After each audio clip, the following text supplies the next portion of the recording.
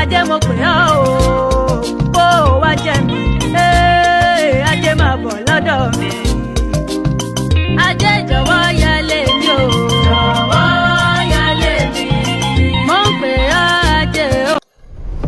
ẹ̀rín kì í kúrò lẹ́nu ajé. Gbogbo ibikíbi tí ajé bá wà ìfọ̀kànbalẹ̀ máa ń wà ńbẹ̀. Gbogbo ibikíbi tí ajé bá wà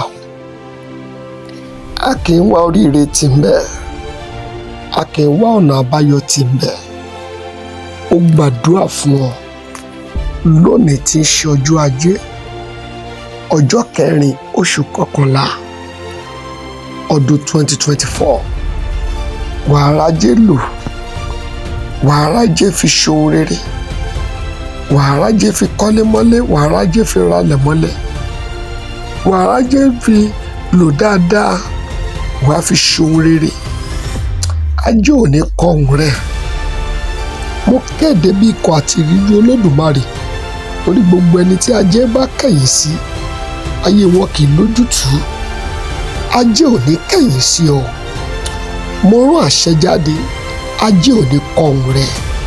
Wàá rọ́nà lọ, wàá rí ajé lò, wàá dẹ̀ rí ìgbà rẹ lò bó ti fẹ́.